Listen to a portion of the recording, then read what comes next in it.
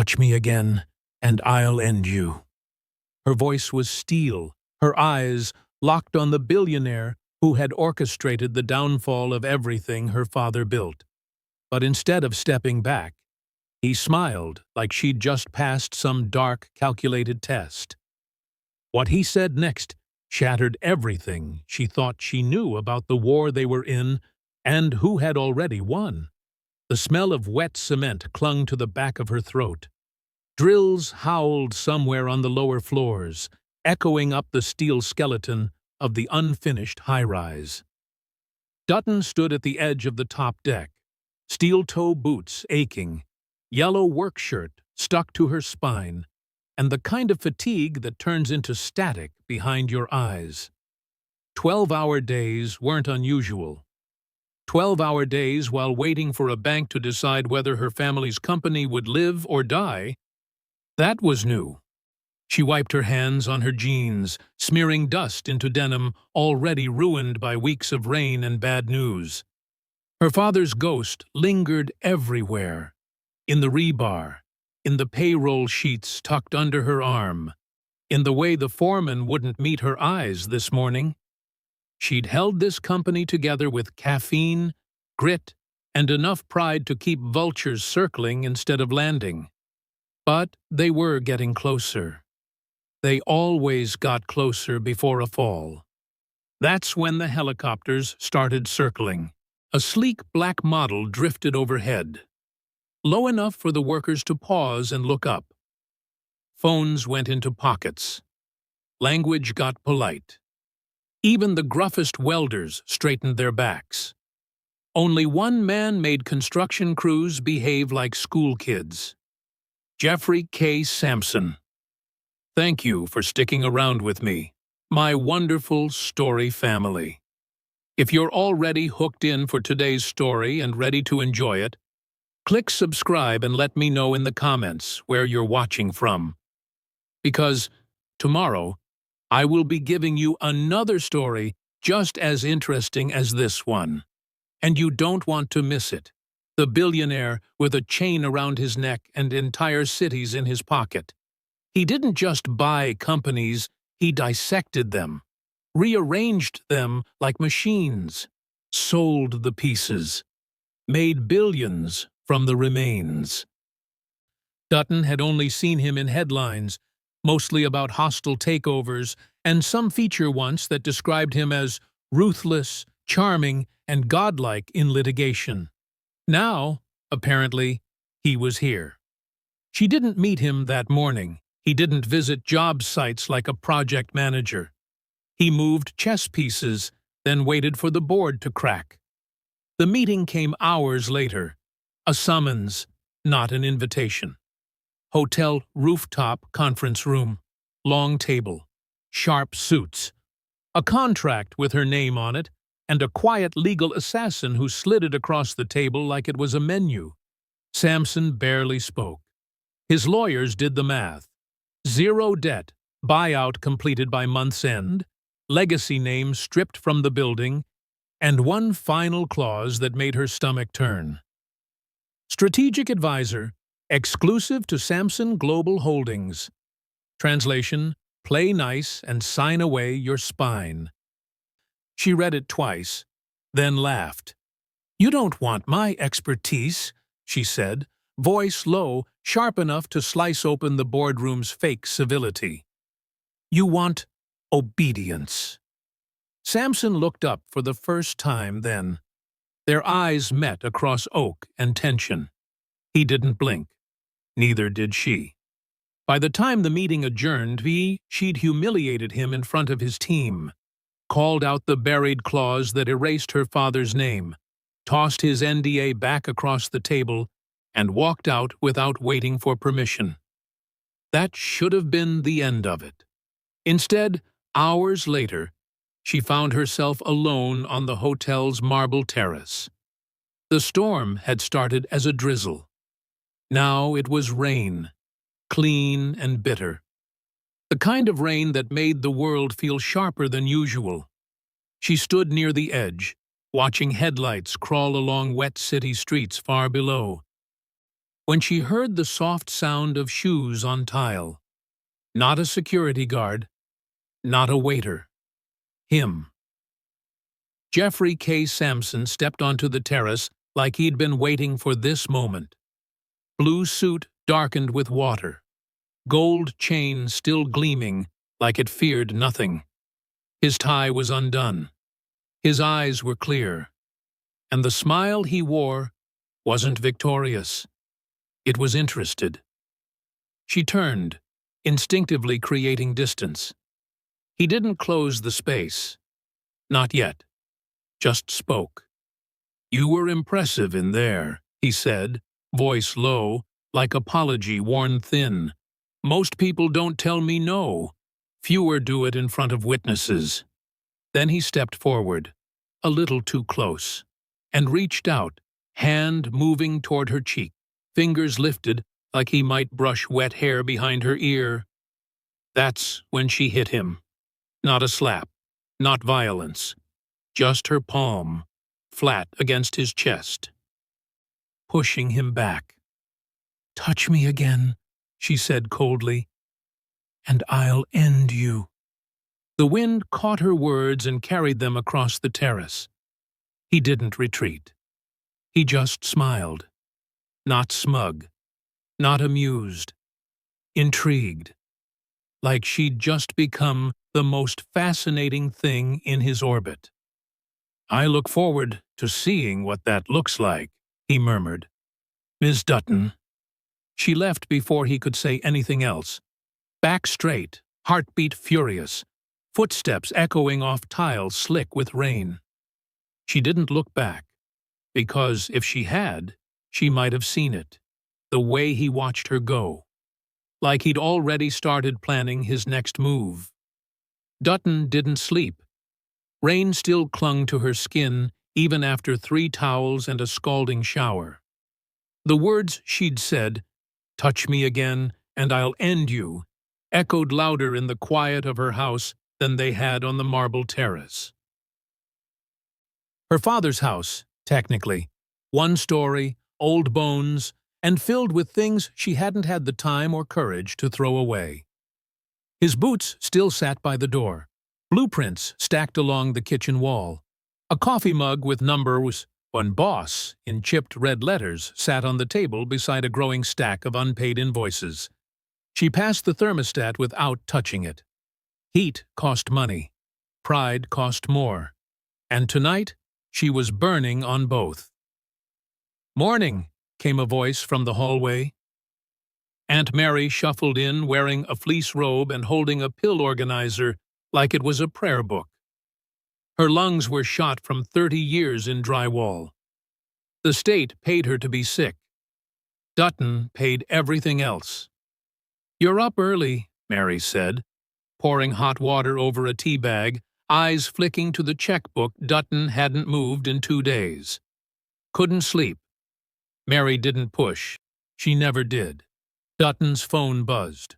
Foreman J. "J, you expecting visitors?" She frowned. Dutton, "Define visitors." J, "2 suits, asking about site safety. Said they were concerned investors. Didn't leave cards." The message turned her stomach. Sampson hadn't waited a day. By noon, a voicemail from the bank confirmed it. They'd extended her repayment deadline. 2 extra weeks on the loan they'd threatened to call last Friday. No explanation, no apology, just silence where pressure used to be. She didn't trust it. She didn't trust anything that looked like a favor. Then came the real gut punch. An email from Nolan Steelworks, their largest materials contract. Subject: Contract termination. Immediate. No warning. No room to negotiate. Just gone. She stared at the screen, blood roaring in her ears. A minute later, not even, another email arrived. This one from a logistics firm she'd never heard of. Subsidiary of a subsidiary. Subject: Available partnership opportunity. Fast-track approval. The terms were clean. Too clean. Pricing under market. Delivery guarantees, equipment she didn't remember requesting. One click deeper into the dock, and there it was, buried in the footer. Samson Global Holdings, Regional Asset Division. Her chest tightened. This wasn't a business deal. This was a leash. She stood, nearly knocked over the chair, and paced the kitchen like she could burn it all off. The rain had stopped outside, but the world still felt wet, heavy, and off balance. Aunt Mary watched her from the hallway. "You're making the face," she said.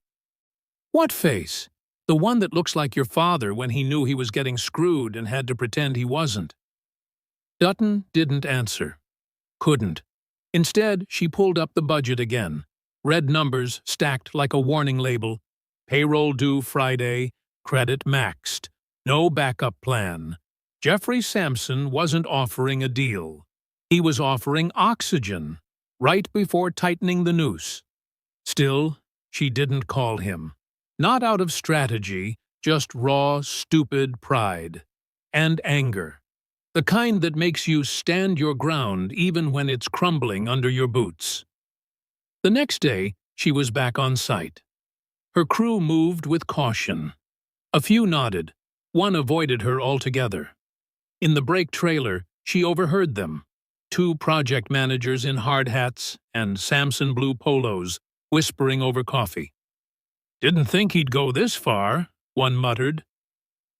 "He's been tracking her for years. Said she turns wrecks into revenue. You think this isn't personal?" "Hell yes, it's personal. Man doesn't show up to job sites. He showed up for her." Dutton froze. That rain-drenched moment on the patio wasn't their beginning. It was the first time she saw him. But it wasn't the first time he'd seen her. She walked out without speaking, without breaking stride. Because if she stopped, if she let herself feel what that meant, she wasn't sure she could keep from screaming. She didn't need a file cabinet to confirm it. She was the file. And Samson had already opened it. The photo came at 2:17 a.m. No sender, no caption, just a single image. Her construction yard, empty, floodlit, the chain-link gate wide open, and across the bottom, in red block letters, "Tick-tock." Dutton stared at it, blinking through exhaustion and adrenaline. Her first instinct wasn't fear, it was fury.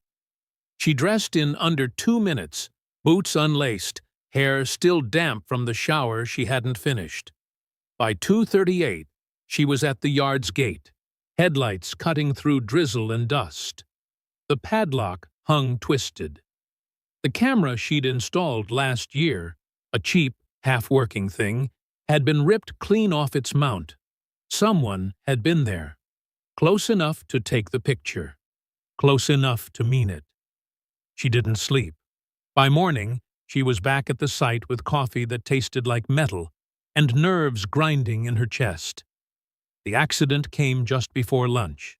A steel beam, resting where it shouldn't have been, came down faster than it should have, missed one of her junior contractors by inches. The noise alone made her heart leap into her throat. The inspection log said the support bracket had been tampered with. Deliberately.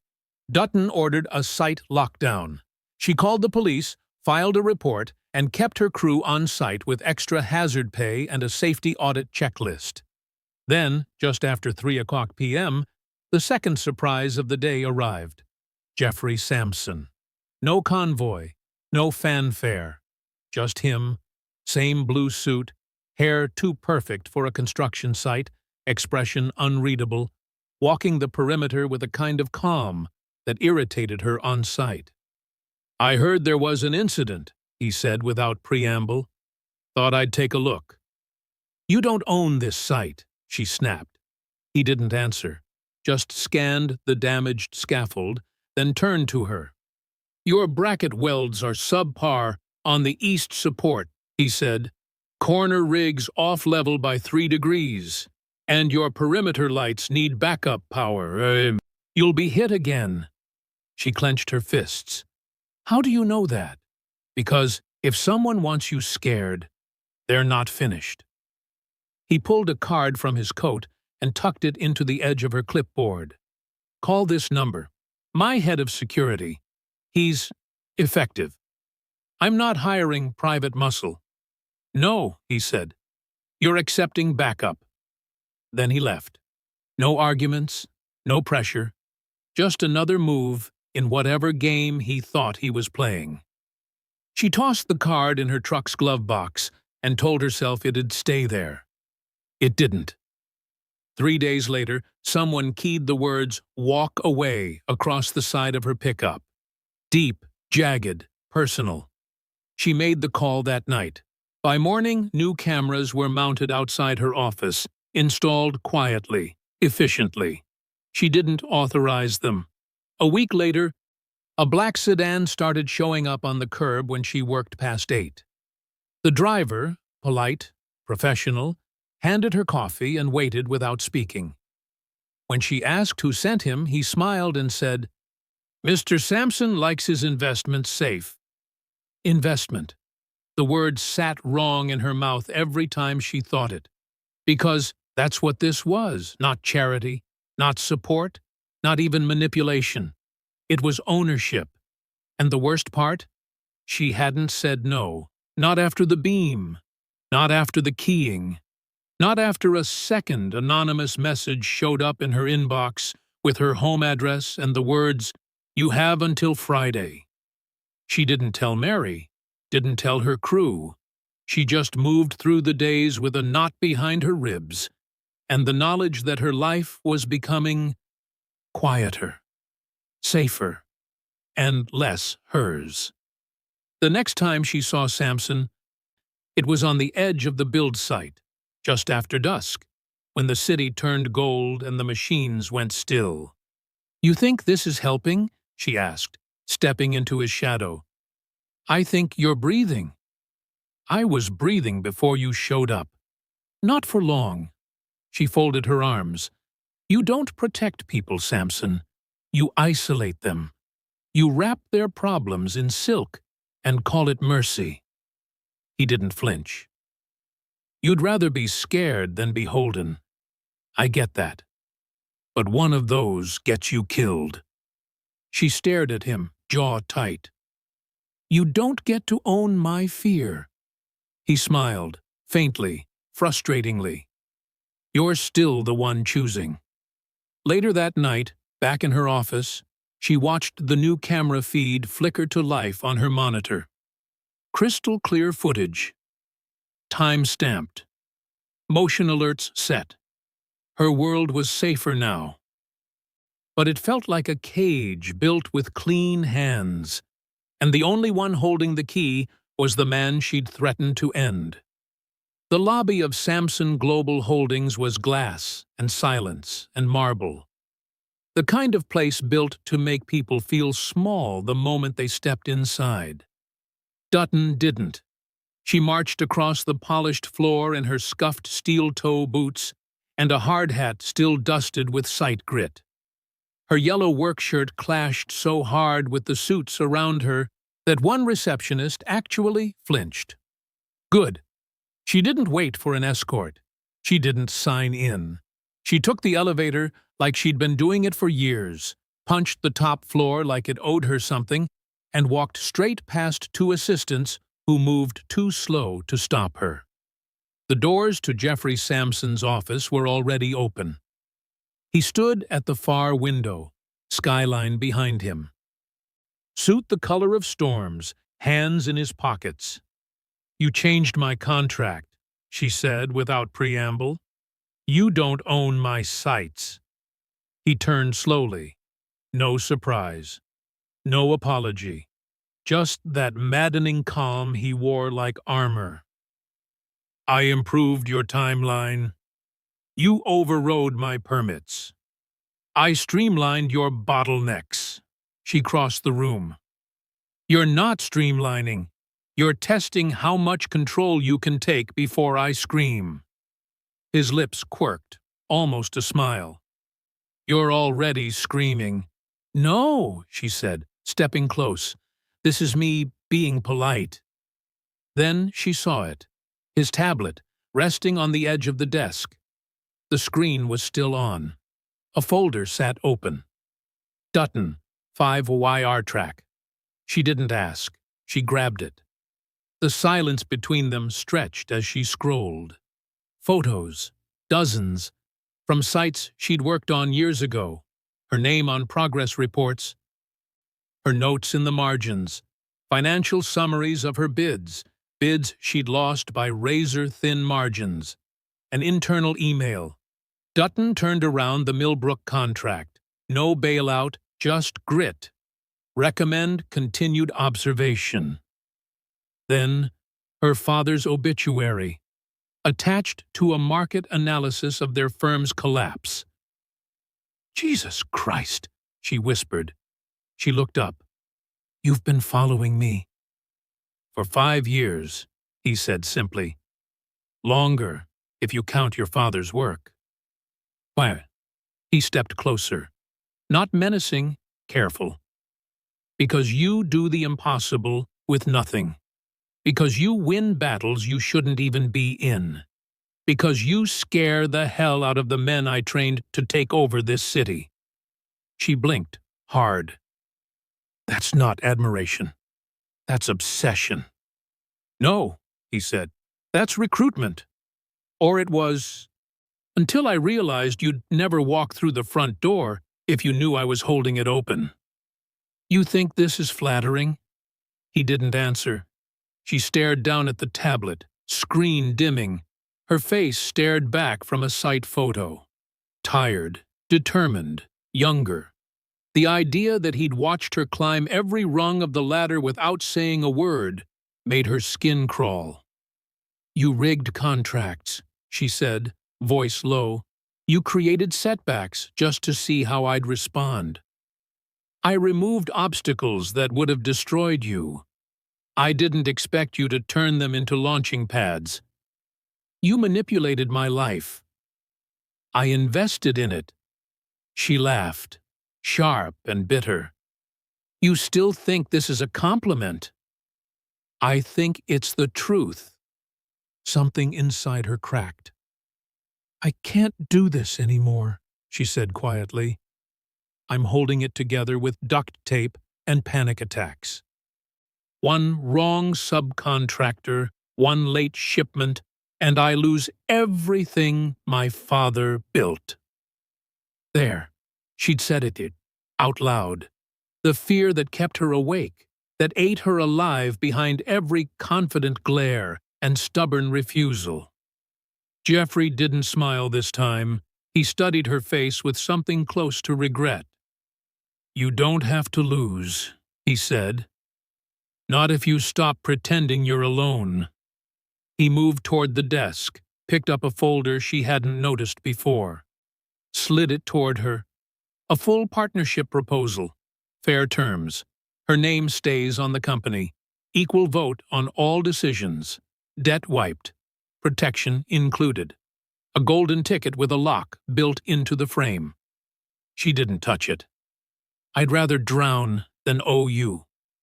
"You already do," he said softly. "You just haven't admitted it yet." She left the office without taking the folder. But the tablet screen stayed burned into her mind, and the knowledge that the rain-soaked terrace hadn't been the beginning. He'd been watching her for years, and that didn't feel like interest anymore. It felt like something deeper, something she couldn't name, and that terrified her. It happened at 9:42 a.m., third-floor scaffolding, east elevation. One of her guys, Rudy, had been hauling up a compressor when the metal groaned, buckled, and gave out under him. He landed on the second platform, miraculously alive. 2 cracked ribs. 1 dislocated shoulder. It could have been worse. Should have been worse. The bolts had been loosened. Not rusted. Not stripped. Loosened. Deliberately. Dutton stared at the inspection report with numb fingers, her breath stuck somewhere between fury and disbelief. A rival firm had been sniffing around lately. Steel Mark Inc., a name that rang louder in the rearview mirror. Jeffrey Sampson had taken them apart 3 years ago in a hostile acquisition that made headlines and enemies. And now, according to an anonymous tip left in her office inbox, they were trying to claw their way back, starting with her. Not because she was a target, because she was connected to him. Collateral. She didn't call Jeffrey. He called her. His voice was sharp this time. No charm, no negotiation. "You're coming with me," he said. "I'm not. Someone is going to die. And I'm not going to let you hand them that headline." By nightfall, she was standing inside one of his city penthouses, staring through 12 feet of glass at a skyline she'd helped build and couldn't afford to live in. The place was quiet. Too quiet. Like the staff had been told not to speak, not to breathe near her. "You're not under arrest," Jeffrey said, appearing behind her with 2 glasses of something that smelled expensive. "You're under protection." "I don't feel protected," she muttered. "You feel like you don't have a way out." "There's a difference." She accepted the glass, barely sipped. "I have a home." "Someone broke into it last night," he said. "Want to tell me what they were looking for?" She turned stiff. "How do you know that?" "You have cameras. I have access. You should have called the police. They didn't take anything." "They didn't have to." He held out a photo, grainy, time-stamped. Her father's filing cabinet, ransacked. They hadn't come for her valuables. They'd come for history. She sat down hard on the edge of the low couch, glass forgotten. Jeffrey didn't speak, just sat across from her. Elbows on knees, waiting until her hands stopped shaking. Late that night, the city pulsed below them like a living thing. He poured her a second glass, this time of coffee. Strong. No questions asked. She didn't sleep. Instead, he walked her to a back room, one she hadn't noticed, lined wall to wall with digital monitors and projected maps. His war table. Every active Sampson project, coded by status. Progress. Risk. Security. Hers was there, dead center, glowing amber. But her eyes moved to another point. Far edge of the map. Red flagged. Westridge Initiative. She knew that name. Her father's last contract before the heart attack. A municipal redevelopment job that had gone bankrupt overnight. The collapse that started everything. She stepped closer, zoomed in, pulled up the financial overlay. Her breath stopped. The numbers didn't lie. Sampson Global had touched the project. Not directly, not then. But a shell company 2 layers down had choked the funding pipeline. Her father had picked up the slack, covered payroll out of pocket, tried to keep his workers paid. And it killed him. Her voice was quiet, but sharp enough to draw blood. "You knew." Jeffrey didn't look away. "Not then. Not like this. You lied." "I omitted." "That's a lie with better manners." He exhaled, slow and tight. "I was still building then.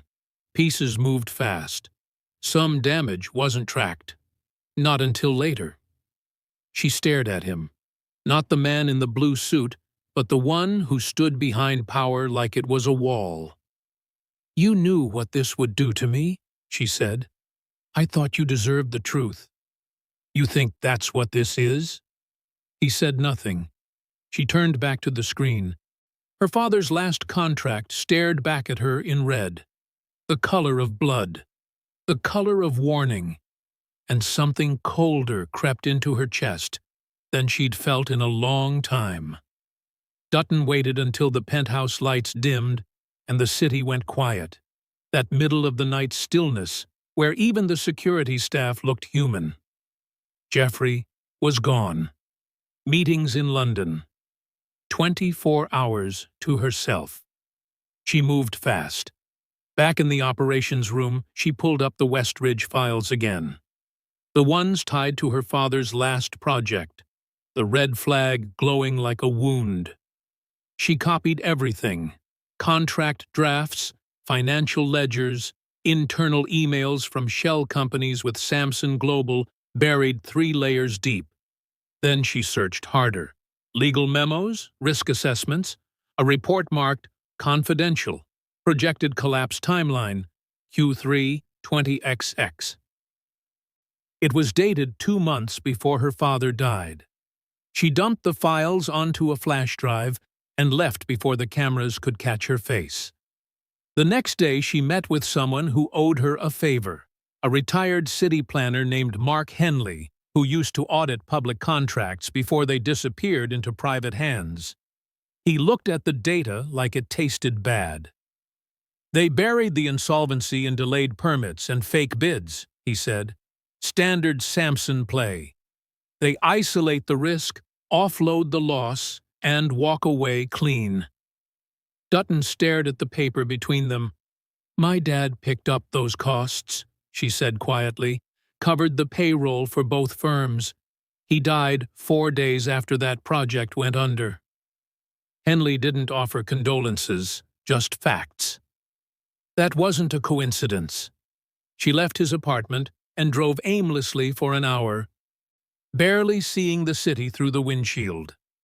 By nightfall, she was sitting on the floor of her childhood home, surrounded by blueprints her father had once scribbled on with red pen and stubborn hope.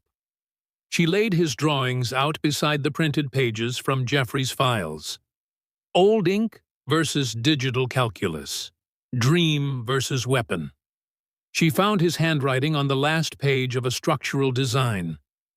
The margins read, "Find a way. Always." Her eyes burned. The man who had handed her safety in the form of contracts and protection and glass towers, the man who told her she was exceptional, had helped kill the one person who believed that before anyone else did. And now he wanted her gratitude. She stood up like her body remembered how there wouldn't be a negotiation. She'd told him once she would end him. This time she meant it.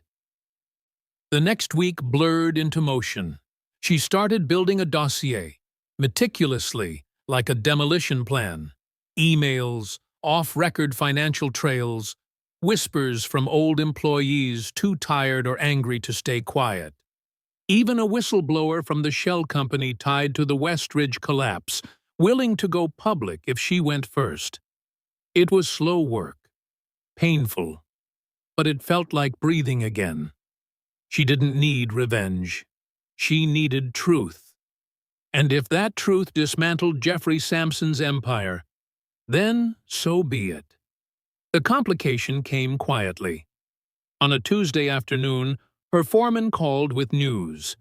The subcontractor working their HVAC had been fined by the city for missing a safety permit. Fines they couldn't afford. By morning, the citation vanished. Anonymous donation. Penalty paid in full. Later, Dutton found out it was Jeffrey. No announcement. No credit. Just quiet kindness in the middle of a war. She didn't know what to do with that. Didn't know how to reconcile the man who once crippled her father's company with the one who quietly kept her people fed and protected. But kindness didn't erase the body count. And she couldn't forget that the only reason he had the power to protect her was because he'd spent years destroying others. 2 nights later, she locked the final document into a fireproof binder and stared at the date circled in red on her desk calendar. Samson Global Annual Shareholders Meeting. 3 weeks. She wouldn't wait any longer. She wouldn't bury the truth under fear or fascination. Dutton was done being studied, done being protected, done being his. The truth was coming, And this time, it would end him. The lobby of Samson Global shimmered with glass, chrome, and expectation. Upstairs, the annual shareholders' meeting was already in motion. Press badges clipped, investors murmuring, screens lit with projections of market dominance and future expansion. It was all so perfectly rehearsed, until Dutton walked in. She didn't wear a power suit. She didn't come with a legal team or press entourage, just a black dress sharp enough to cut, boots that echoed across marble, and a binder in her hand that weighed more than anything else in the building. Security hesitated. She didn't. The elevator opened straight into the boardroom on the 37th floor. Cameras rolled. Executives pivoted. Jeffrey Samson stood center stage, speaking about unprecedented growth in transitional sectors. He saw her the moment the doors opened. His eyes didn't widen. They steadied. Dutton stepped forward. "I wasn't invited," she said, her voice clear across the room, "but I brought something for the agenda." A ripple moved through the crowd, confused, then intrigued. She didn't flinch, just set the binder on the nearest table and flipped it open. "This," she said, "is a list of companies Samson Global crushed on its way to the top. Some were rivals. Some were partners. One was owned by my father." Cameras turned. Murmurs sharpened. She kept going. 5 years ago, the West Ridge Initiative collapsed under manipulated contracts and false projections. My father's company picked up the costs. He covered 2 payrolls, emptied his accounts, and died 4 days later from a stress-induced heart attack. A sharp inhale from the back row. "I have the contracts. I have the emails. I have the name of the shell company that signed the final delay clause, owned 2 layers deep by Samson Global." Now the room shifted. Board members leaned forward. Phones buzzed. Legal counsels stood. All eyes went to Jeffrey. He didn't move. Didn't speak. Then, slowly, he reached into his suit jacket and pulled out a second binder. Sleek, labeled. He handed it to the nearest board member. "Supplemental documents," he said quietly, "including offshore accounts, executive-level memos, and internal audits we never submitted." Dutton stared. He wasn't denying it. He was handing them the rest. "If you're going to ruin me," he said, meeting her eyes across the room, "at least do it honestly." The room erupted. Someone shouted for legal counsel. Someone else demanded a closed session. Stock prices started crashing in real time on the live feed to the side wall. Dutton didn't move. Neither did Jeffrey. Security was summoned. 2 men approached him with practiced caution, but he raised a hand. "I'll walk." He picked up his tablet, straightened his cuffs, and turned to the board. "My resignation is effective immediately." He passed her on the way out. Paused. "You were never just a problem to solve," he said. "You were the reckoning I knew was coming." Then he walked out. No entourage, no security, no arrogance. Just a man leaving the empire he built, because she demanded it. Outside, reporters swarmed like storm clouds, microphones, cameras, flashes. "Ms. Dutton, is it true? Were you working with the SEC? Did you blackmail Jeffrey Samson?" She didn't stop. She didn't answer. She walked down the steps of the building that once threatened to swallow her whole, binder still in hand, boots hitting wet concrete like punctuation marks. Somewhere behind her, the empire cracked. Somewhere ahead, headlines were being written. But for now, all she could hear was her father's voice in memory. Find a way. Always. She had. And it ended here. Or maybe, just maybe, It was finally beginning. The news moved fast. Montages of chaos ran on every channel. Executives in handcuffs, regulators raiding boardrooms, stock tickers bleeding red. Samson Global, once untouchable, split apart like glass under a hammer. Some arrests landed beneath Jeffrey. A few landed above. But no one came out clean. Asset freezes, emergency hearings. The market called it a reckoning. Dutton called it overdue. She was subpoenaed, of course. Sat under fluorescent lights and answered questions for hours. Names, documents, memos. They asked how she got it all. She told them stubbornness and a father who taught her where to look. By the end of the week, she was on the cover of 2 business magazines and 3 hit lists. The woman who brought down a billionaire. They never said his name in full, just the mogul or the empire. But she remembered. Samson Global was broken up in court, sold off in pieces. One judge ordered the creation of a restitution fund for small firms destroyed in its rise. Dutton Construction was first on the list. The check didn't erase the damage, but it gave her breathing room. And that was all she needed.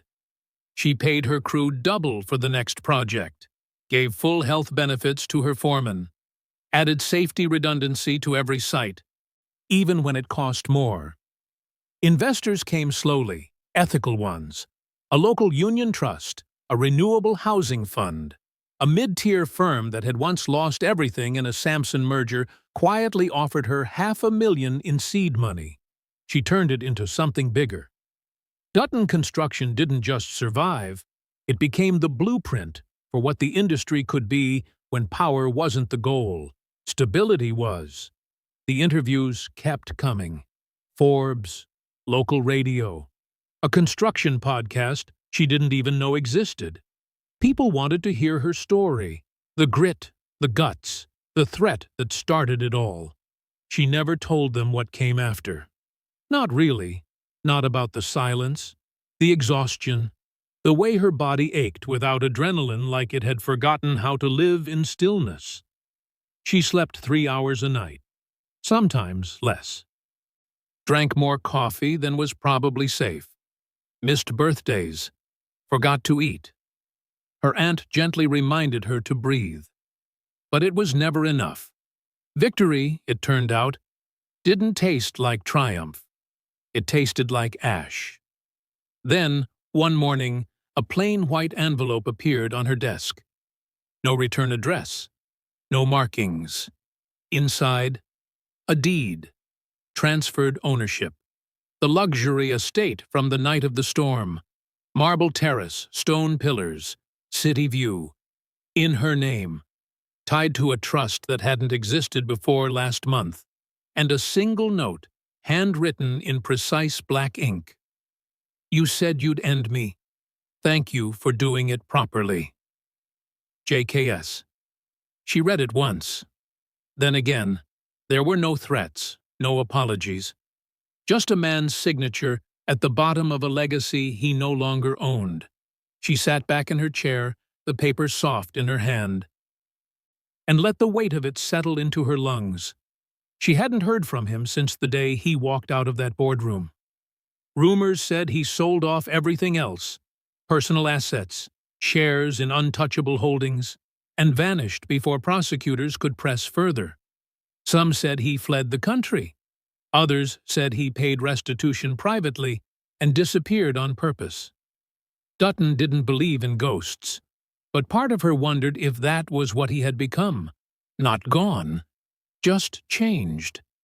Stripped of the name, the empire, the power. All that was left was the man. And this estate.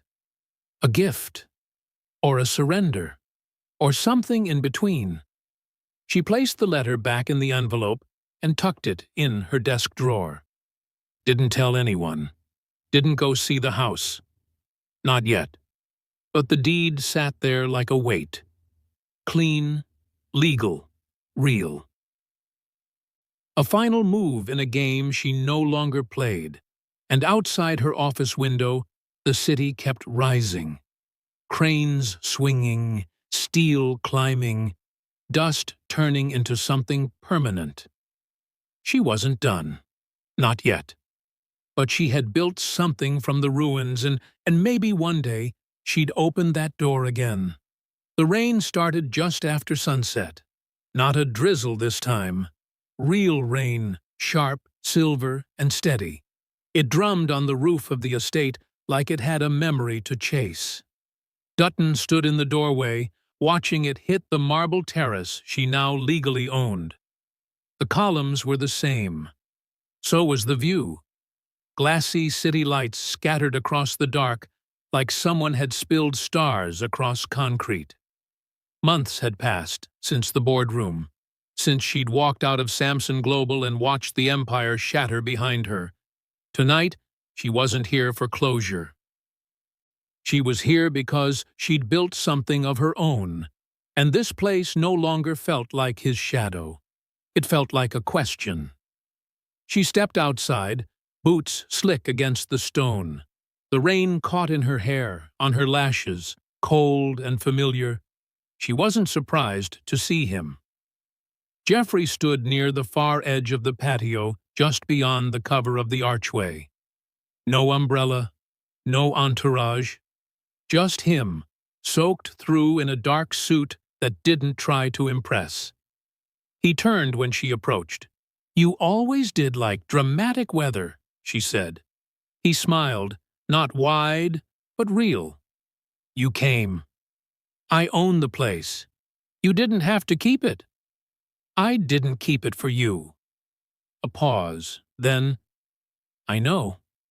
They stood there, silent for a moment, the rain softening the air between them.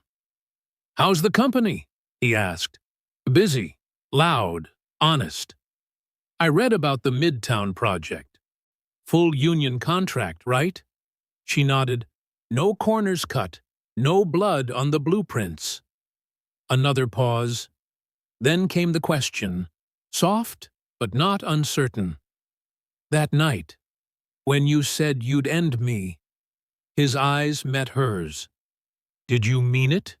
She didn't blink. "Yes?" He waited, water sliding down his jaw, clinging to the edge of his collar. "But I didn't end your life," she said. "I ended the part of you that believed power was the only thing worth holding.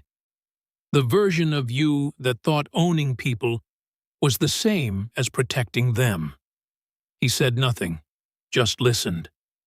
"I stripped away the empire you built on silence, on obedience, on fear," she continued. "I made you look at who you were without the machinery. And what do you see now?" She studied him.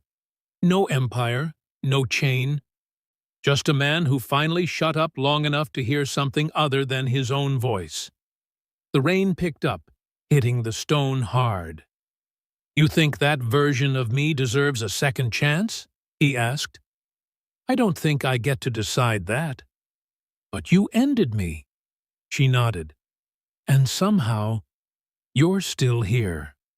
They stood in silence again, not awkward, not unfinished.